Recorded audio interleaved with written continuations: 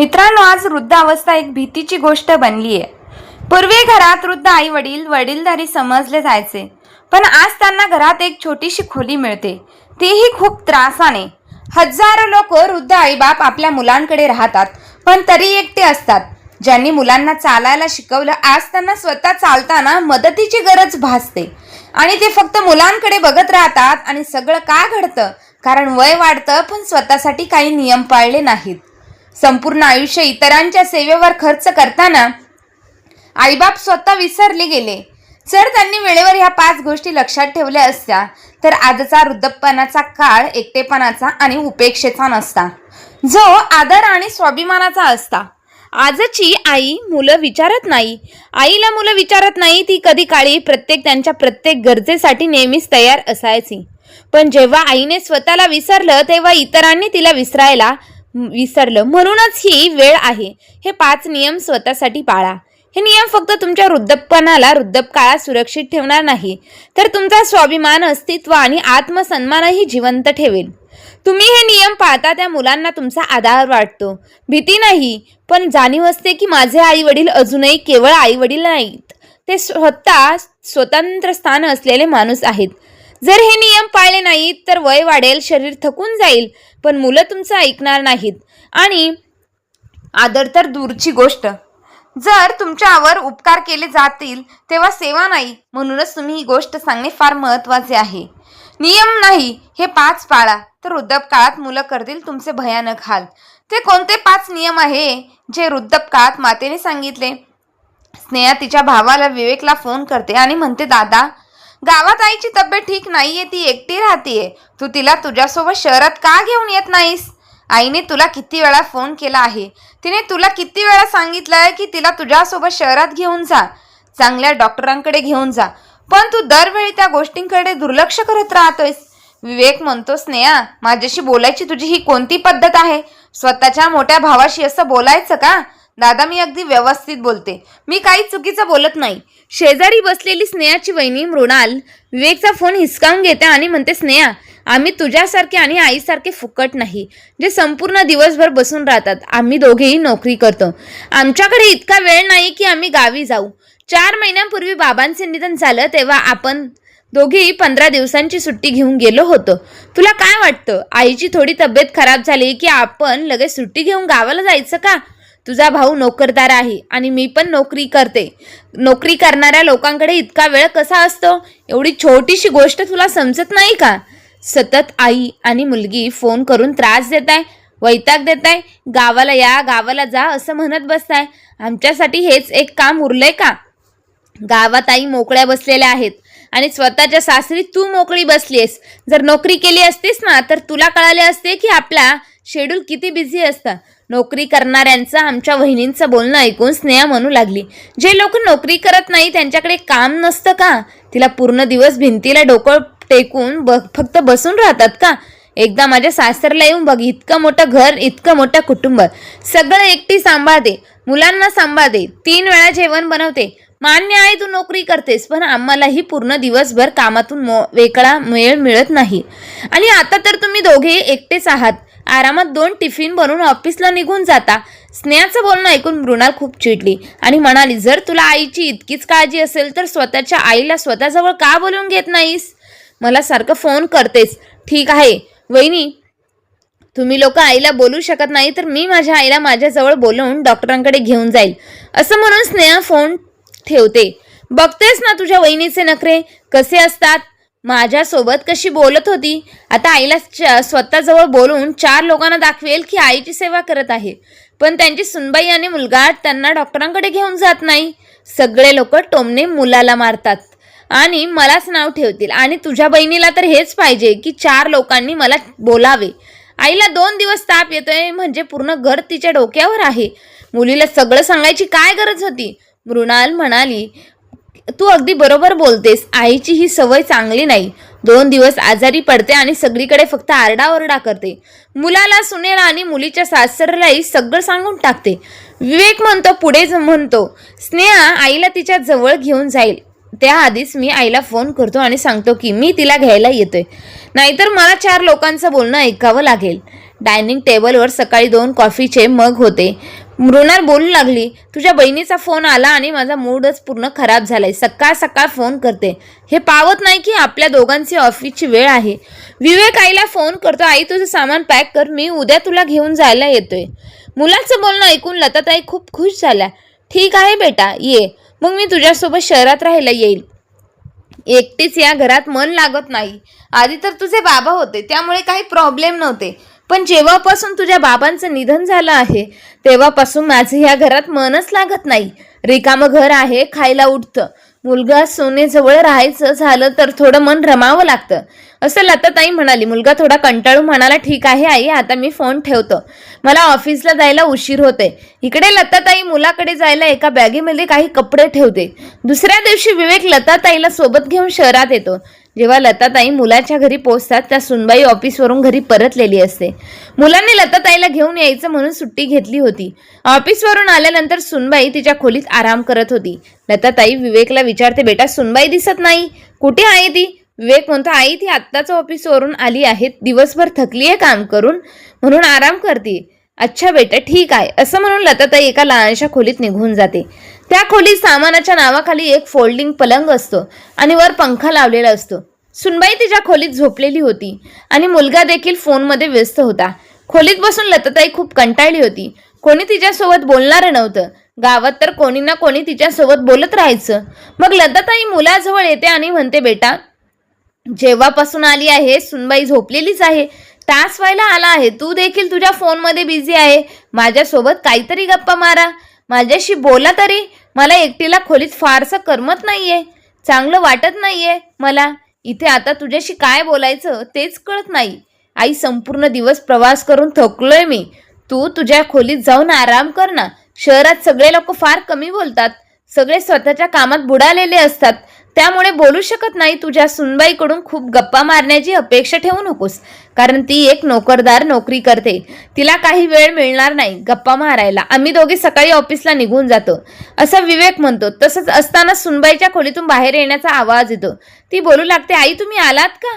ती मृणालच्या लताताईच्या गुडघ्यावर हात टेकून नमस्कार करते. विवेक म्हणतो, तू अजूनपर्यंत ब्लॅक कॉफी बनवली नाहीस, हे तुला ठाऊक आहे ना? संध्याकाळी जेव्हा मी झोपेतून उठते मला ब्लॅक कॉफी प्यायला हवी असते. सुनबाई म्हणाली, मी तर विसरलोच, फोनमध्ये इतका बिझी होतो की तुझ्यासाठी कॉफी बनवायचं आठवलंच नाही. आता तुझ्यासाठी कॉफी बनवून आणतो, असं विवेक बोलला. लताताई खोलीतून उठून सोफ्यावर येऊन बसली आणि तीही फोनमध्ये व्यस्त होती. विवेक किचनमध्ये कॉफी बनवायला निघाला. लताताईचं मन विचार करू लागले, 1 तासापेक्षा जास्त वेळ गेला का मी घरात येऊन कोणीतरी 1 ग्लास पाणी किंवा 1 कप चहा तरी विचारेल. चहा कप सुद्धा विचारला नाही. चहाचा मुलगा स्वतःच्या बायकोसाठी ब्लॅक कॉफी बनवू शकतो, पण माझ्यासाठी 1 कप चहा बनवू शकत नाही. लताताई हिम्मत करून सोफ्यावर बसलेल्या सुनबाईला म्हणू लागली, माझी देखील चहाची वेळ झाली आहे, माझ्यासाठी 1 कप चहा बनवते का? दिवसभरात एकदाही चहा पिलेली नाही. त्यावर सुनबाई म्हणाली, विवेक आईला किचनमध्ये घेऊन जा आणि सांग त्यांना की चहा पावडर साखर कुठे ठेवली आहे, ज्यामुळे त्या रोज स्वतःसाठी चहा बनवून घेतील. माझ्याकडे इतका वेळ नाही की मी तुमच्यासाठी सकाळ संध्याकाळ चहा बनवू शकेन. सकाळपासून संध्याकाळपर्यंत मी ऑफिसमध्ये असते आणि तिकडून आल्यानंतर माझं काम असतं, काम करण्याची माझ्यात हिंमत राहत नाही. सुनबाईचं बोलणं ऐकून लताताई खूप त्रास आल्या. घरात मला 1 दिवस येऊन झाला नाही की इतक्यातच सुनबाईने मला किचनचा रस्ता दाखवलाय, असं तिला वाटलं. आईकडे किचनमध्ये ये, मी तुला सांगतो कोणती गोष्ट कुठे ठेवली आहे ते, कारण आपण दोघेही सकाळी पूर्ण दिवस ऑफिसला जातो. आम्ही दोघे घरात तुला राहणं आहे, तर मग तुझ्या जेवणाचा बंदोबस्त तुला स्वतःला करावा लागेल. हा, त्यापेक्षा आजच काय आहे ते समजून घे, मग तुला काम करण्यासाठी सोपं जाईल, असं विवेक म्हणतो. विवेक किचनमध्ये ठेवलेलं सामान सांगू लागतो की कशामध्ये काय ठेवलं आहे. आणि मग लताताई म्हणाली, आई तू तुझा चहा बनवून घे. तो ब्लॅक कॉफी घेऊन हॉलमध्ये येतो आणि म्हणतो, हे घे, तुझ्यासाठी ब्लॅक कॉफी बनवली आहे. लताताई एका पातेल्यामध्ये दूध पाणी चहा पावडर टाकून स्वतःसाठी चहा बनवते. लताताईला सुनेचं आणि मुलाचं वागणं अजिबात आवडलं नाही. कुठेतरी मन मुलाच्या आणि सुनेच्या त्या वागण्यामुळे उदास झालं होतं. थोड्या वेळानंतर मुलगा आणि त्याची इव्हिनिंग वॉकला निघून जातो आणि जाण्यापूर्वी म्हणतो, आई उद्या सकाळी 8 वाजता डॉक्टरांची अपॉइंटमेंट घेतली आहे, तुला दवाखान्यात जायला तयार कर, असं बोलून तो निघून जातो. तो इव्हिनिंग वॉकसाठी निघून जातो तेव्हा घरात जेवण बनवायला एक मावशी येते. मृणाल आणि विवेक डाएटवर होते, त्यामुळे ते हलकं फुलकं खात होते. संध्याकाळी खूप हलकं अन्न खायचे. लताताईची तब्येत ठीक नव्हती, त्यामुळे त्या फक्त दूध पित होत्या. रात्री लताताईला खूप ताप येतो आणि हातपायाला खूप वेदना होत असतात. ती सुनेला आणि मुलाला वारंवार आवाज येते, पण ते दोघेही त्यांच्या खोलीत AC मध्ये झोपलेले असतात. कोणालाही आईचा आवाज ऐकू येत नाही. रात्रभर लताताई वेदनेने कळवळत असतात. सकाळी मुलगा उठून दवाखान्यात जायला तयार होतो. खोलीत जाताना आई अजूनही झोपलेली असते. रागावून तो आईला म्हणतो, काय झालं आई, तू अजून झोपलेली आहेस? मी तुला कालच सांगितलं होतं ना की तयार हो म्हणून. मी ऑफिसमधून हाफ डे घेतला आहे, डॉक्टरांकडे जायचंय. मी तुला सांगितलं होतं ना, आणि तू तिथूनच मला ऑफिसला जायचं आहे.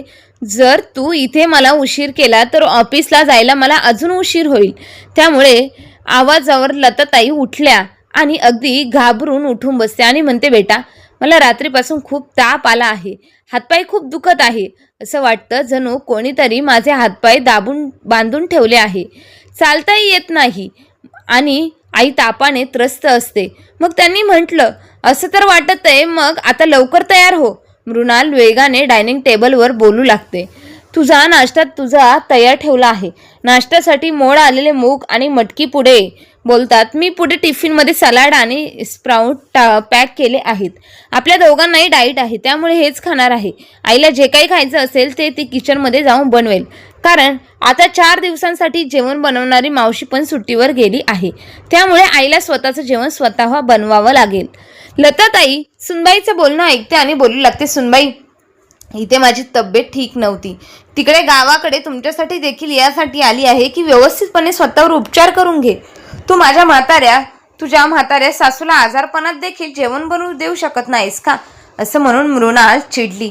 असं ऐकल्यावर मृणाल चिडली आणि म्हणू लागली, आई जर तुम्हाला स्वयंपाक करणारी सुनबाई हवी होती तर मग विवेकला गावातल्या कोणत्या तरी मुलीसोबत पसंत करायला सांगायचं होतं ना, जिने फक्त जेवण बनवता येतं, जिला फक्त जेवण बनवायला येतं. आता मी शहरातली सुशिक्षित मुलगी आहे जी तुमच्या मुलासोबत ऑफिसमध्येही काम करते, त्यामुळे माझ्याकडून जेवण बनवण्याची अपेक्षा तुम्ही अजिबात करू नका. त्यावर लताताई शांत बसली नाही. त्या म्हणाल्या, सुनबाई सुशिक्षित आहे, नोकरी करते म्हणून असं नाही की गरज पडली तर घरचं जेवण बनवणार नाही. मी खूप घरी पाहिले आहे जिथे सुनबाई किचन सांभाळतात आणि स्वतःची नोकरीही करतात.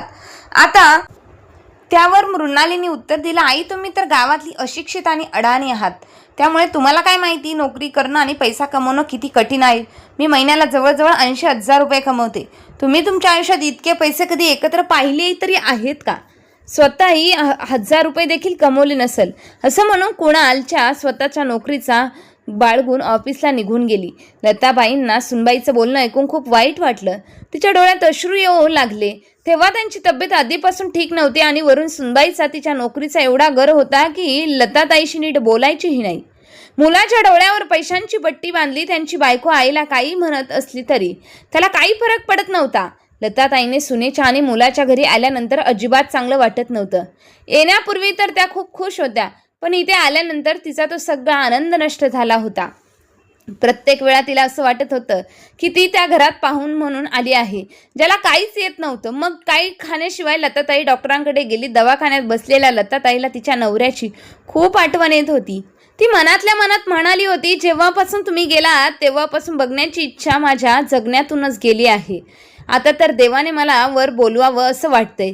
मुलाने सुनेच्या घरी तर आणले, पण इतका परका अनुभव मला आपल्या गावातल्या शेजारच्या लोकांच्या घरी आला नव्हता. इतका परका अनुभव मला स्वतःच्या मुलाच्या आणि सुनेच्या घरी येतोय. त्या घरात माझ्यासोबत कोणी बोलत नाही की माझं काही विचारत नाही. तब्येतीची कोणी विचारपूस करत नाही. जेव्हापासून आली आहे सुनबाई एकही शब्द नीट बोलली नाही.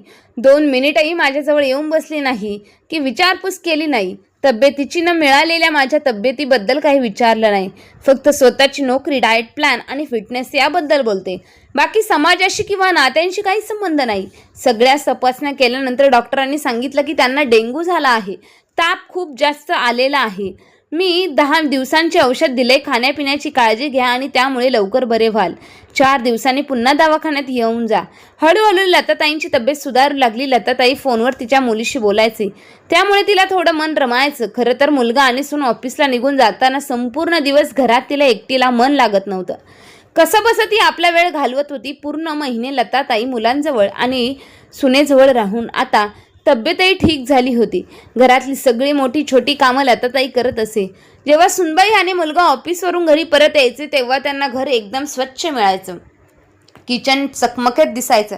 कसं घरामध्ये कामामध्ये मन रमवून रमाताई राहायची. स्वतःला व्यस्त ठेवायचा प्रयत्न करत होती. एके दिवशी ती तिच्या मुलाला म्हणाली, आता मला गावाला जायचं आहे. महिनाभर इथे राहून सून आणि मुलगा देखील तिला गावाला सोडायला तयार झाले होते. पण अचानक सुनेची तब्येत खराब झाली. डॉक्टरांकडे गेल्यावर समजलं की मृणालला मुलगा होणार आहे. ती प्रेग्नेंट आहे. हे ऐकून सगळेच खूप खुश झाले. मृणाल खोलीत विवेकला म्हणाली, आता तू तुझ्या आईला इथेच ठेव. मला त्यांची गरज आहे. उद्या घरात लहान मुलं असेल तर त्यांना सांभाळणारं नक्की कोणाच्या तरी गरज असेलच आपल्याला. आणि आपल्या आईलाच ठेवली तर आपल्याला खूप पैसे द्यावे लागणार नाही. मोलकरीण ठेवावी लागणार नाही. कधी उपयोगी पडणार. आणि तुझी आई तरी गावात राहून काय करणार आहे. त्या आपण तिथे त्यांचे आपण तिचे शक्य नातेवाईकच आहोत. तू तिचा मुलगा आहेस. तुझ्या आईला समजावून सांग की त्यांनी आपल्या जवळ राहावं. आधी गावात बाबा होते त्यामुळे समजू शकत होतो. पण आता गावात त्यांचं कोणी नाही. मग त्या आपल्या जवळच थांबल्या तर त्यात काय वाईट आहे. कालपर्यंत जो मुलगा आणि सुनबाई आईला स्वतःच्या घरातून पाठवण्यासाठी आनंदाने तयार झाले होते, पण आज गरज पडल्यानंतर आईला रोखण्यासाठी वेगवेगळे युक्त वापरत होते. विवेक आईजवळ जातो आणि बोलू लागतो, आई तू आता आमच्या जवळ थांब. गावाला जाऊन काय होणार आहे. काय करशील तरी. तिथे पण आता कोणतरी बेटा आहे ना बघायला. माझं मन लागत नाही गावात. कमीत कमी 4 लोक तरी माझ्यासोबत बोलायला आहेत. 4 लोक येतात बसतात गप्पा मारतात. तुम्ही दोघे ऑफिसला जाता पण कोणी माझ्यासोबत बोलायला तुम्हाला वेळ नाही. टी व्ही पाहते पण किती वेळ. टी व्ही पाहण्याची ताईंनी उत्तर दिलं, आज आईची गरज आहे. मग मृणाली म्हणते, आई आमच्या सोसायटीमध्ये एक छोटंसं मंदिर आहे. जर तुमची इच्छा असेल तर संध्याकाळी 2-3 तासासाठी मंदिरात जाऊ शकता. तिथे तुमच्या वयाच्या खूप साऱ्या बायका येतात. त्यांच्यासोबत तुम्ही गप्पा मारू शकता. भजन कीर्तनही करू शकता. तिथे तुम्ही करू शकाल. तिथे मन लागेल. आणि मग उद्या जेव्हा तुमचा नातवंड येईल ना तेव्हा त्यांना त्यांच्या आजीचं प्रेम मिळायला हवं ना. लताताईंना स्वतःबद्दलच्या मुलाचा सुनेचा बदललेलं वागणूक समजत होती. लताताईची मुलगी स्नेहासुद्धा असंच म्हणते, आई तू वहिनी आणि दादाजवळ थांब. गावात एकटी राहून तरी काय करणार आहे. जर तुझी तब्येत पुन्हा खराब झाली तर पुन्हा परत यावं लागेल ना. आणि काही महिन्यात घरात मूलबाळ येणार आहे. त्यामुळे तुझं मन त्यात रमून जाईल. तू गावात एकटी राहतेस त्यामुळे मला तुझी खूप काळजी वाटते. आता लताताई हळूहळू लताताई आपला मुला आणि सुनेच्या घरी मन रमवायला पूर्णपणे प्रयत्न करू लागल्या. सकाळी उठून पूजापाठ करायची. घरात थोडा वेळ काम करायची. बाहेर जाणं, झाडांना पाणी देणं. नंतर दुपारी थोडेसे टी व्ही बघायची. मग संध्याकाळी 2-3 तास सोसायटीच्या मंदिरात वेळ घालवायचा. तिथे खूप स्त्रिया येत असत. त्यांच्यासोबत गप्पा मारायच्या. काही जणी तिच्या खूप चांगल्या मैत्रिणी पण झाल्या होत्या. आता लताताईचं मन खूप छान रमू लागलं. लताताई खूप छान भजन गात असायची. तिच्या आवाजाची सगळे लोक खूप तारीफ करत होते. खरं तुमचा आवाज खूप गोड आहे आणि तुम्ही खूप छान भजन गाता. त्यामुळे संपूर्ण मंदिरात सगळे लोक तुम्हाला ओळखू लागले आहे.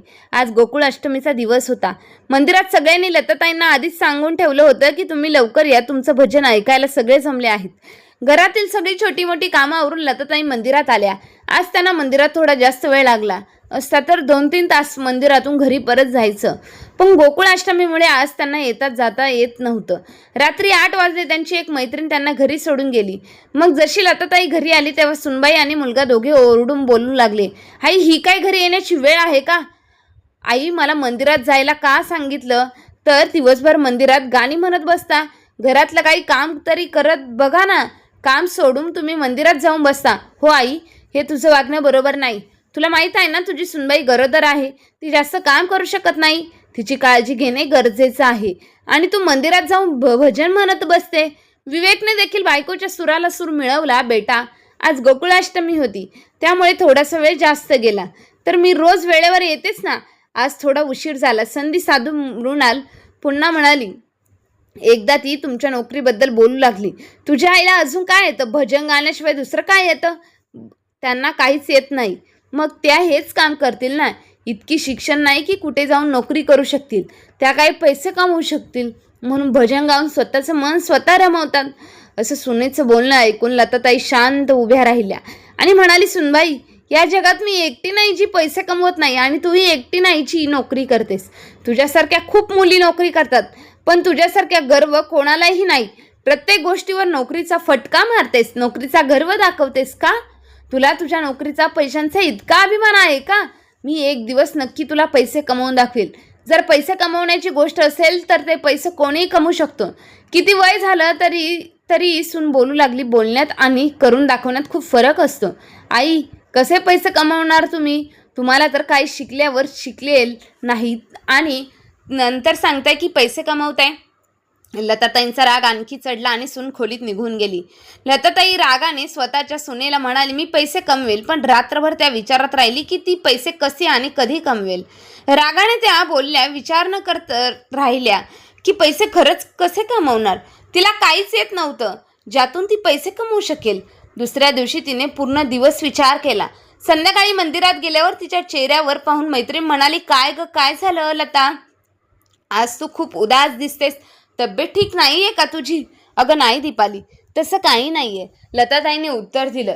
दीपालीने खूप आग्रह केला. मग लताताईने सुनेला काय बोलायचं ते सांगितलं. सुनबाईला स्वतःच्या नोकरीचा खूप गर्व आहे ना, आणि मीही रागारागात म्हणाली की मीही पैसे कमवून दाखवेल. पण मला तर का असं काहीच येत नाही की ज्यातून मी पैसे कमवते, स्वतः कमवू शकेल. अगं लताताई, तू इतकं छान भजन गातेस, मग का नाही स्वतःचं एक छोटंसं यूट्यूब चॅनल चालू करत आणि ते आपले भजन टाकत राहा. जसं गाणं म्हणतेस तसं व्हिडिओ अपलोड कर. लोकांना गाणी गायला शिकवशील, तिथून पैसे येतील. पण मिळतात ग. आश्चर्याने लताताईने दीपालीला विचारले, हे खरंच शक्य आहे का? हो लताताई, माझी मुलगी हेच काम करते. ती सोशल मीडियाचा वापर करून खूप सारे पैसे कमवते. उद्या मी तिला घेऊन येईल, तेव्हा ती तुला सगळं समजावून सांगेल आणि तुझ्या एक भजनाचा चॅनल पण सुरू करून देईल. मंदिरात तर तू छानच भजन गातेस, पण आता तेच भजन सोशल मीडियावर पण असंच गायचं, सगळं टाकायचं. माझी मुलगी पाहिलं दुसऱ्या दिवशी दीपालीची मुलगी मंदिरात येते आणि लताताईच्या नावावर एक छोटंसं यूट्यूब चॅनल चालू करते. काकू, तुम्हाला काही करायचं नाही, फक्त हा माझा एक जुना स्टँड आहे ज्यात तुम्हाला फक्त मोबाईल लावा, व्हिडिओ चालू करा आणि जे काही तुम्ही भजन करता ते सगळं फोनमध्ये रेकॉर्ड करा आणि मग मला पाठवा.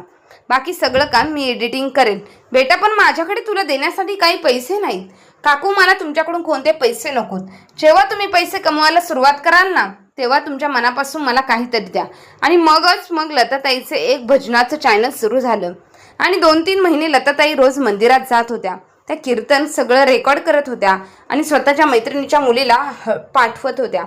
हळूहळू लताताईचं चॅनल चालू झालं. 2-4 महिन्यात त्यांना भजनाचे 2 व्हिडिओ व्हायरल झाले. लोकांना लताताईचं भजन खूप आवडलं.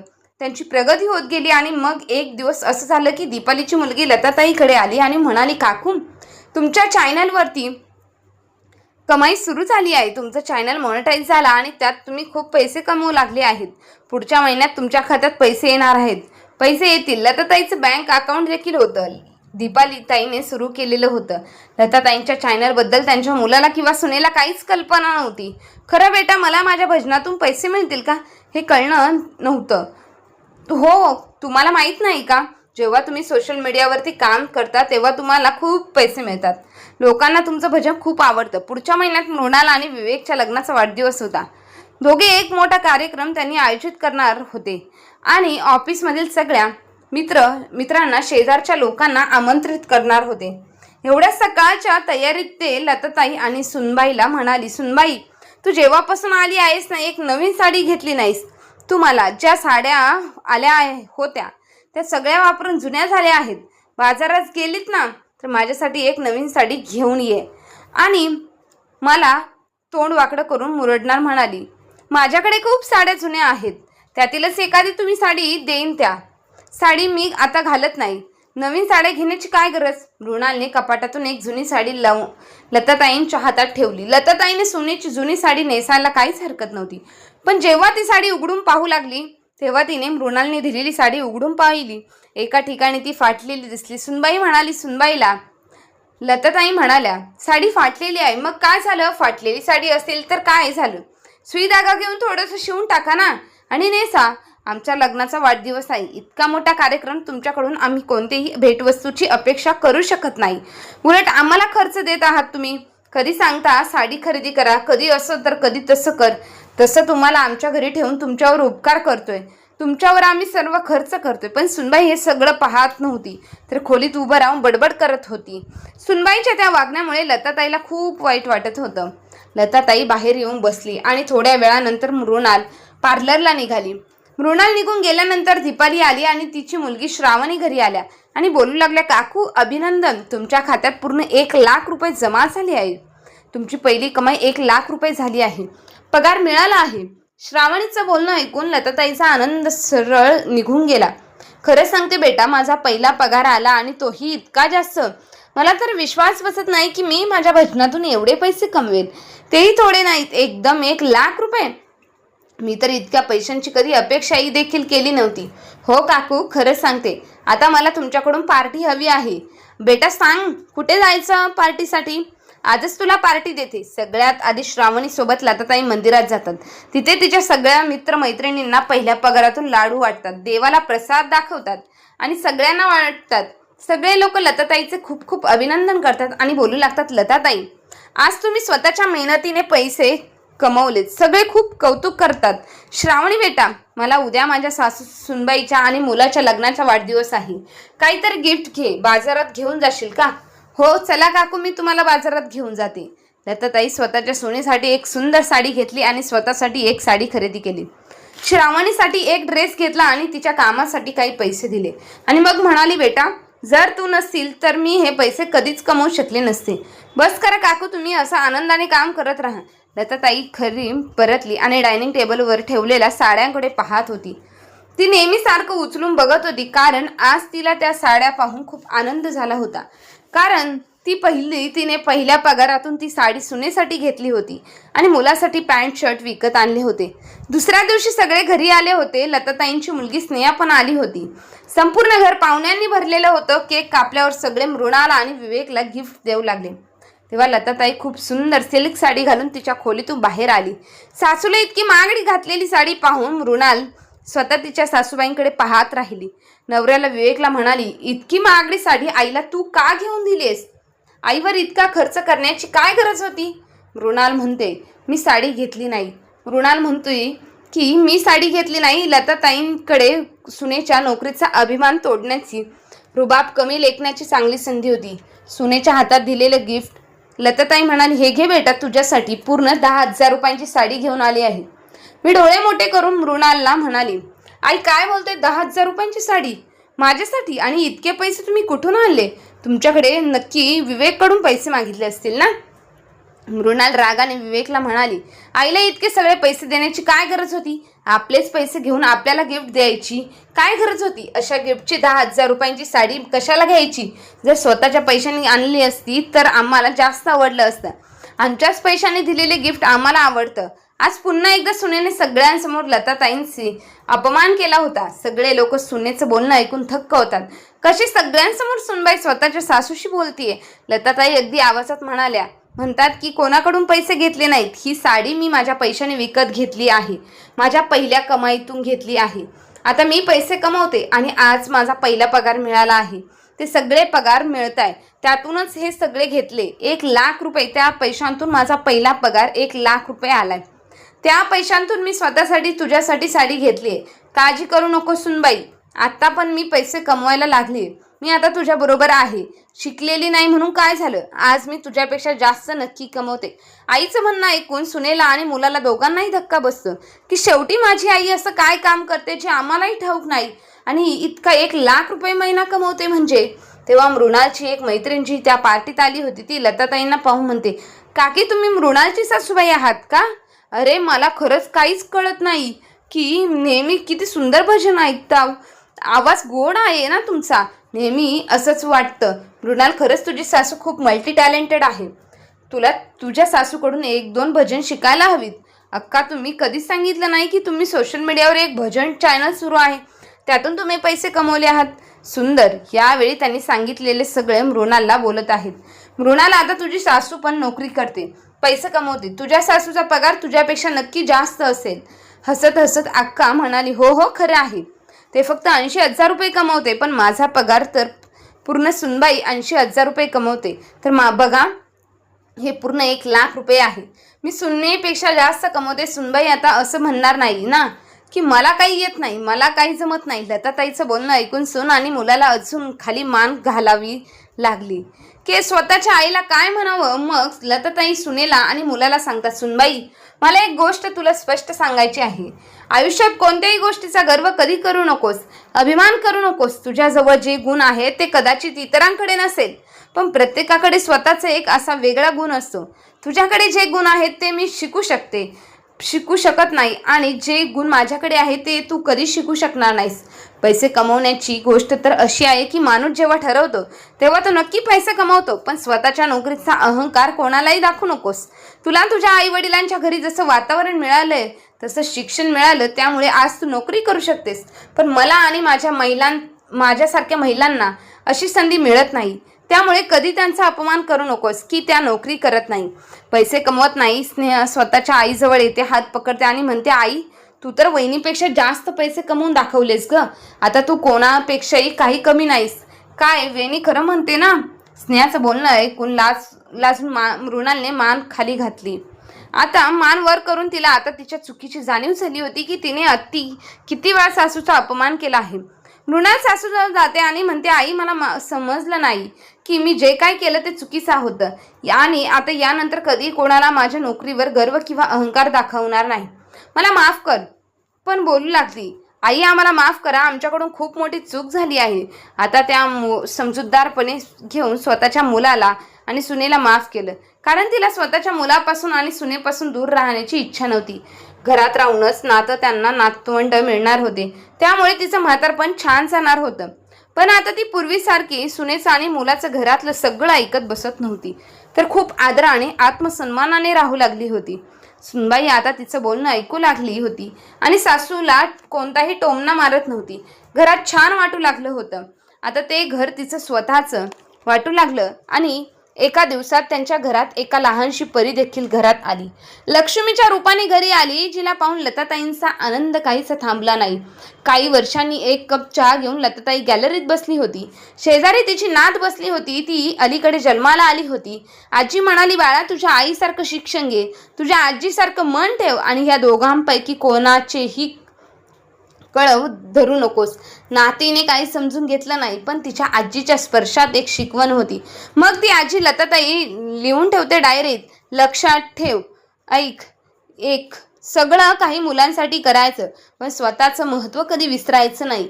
मुलं म्हणजे तुमचं आयुष्य आहे, पण त्यांनी तुमचं आयुष्य कोणीही कमी ठरवू नये.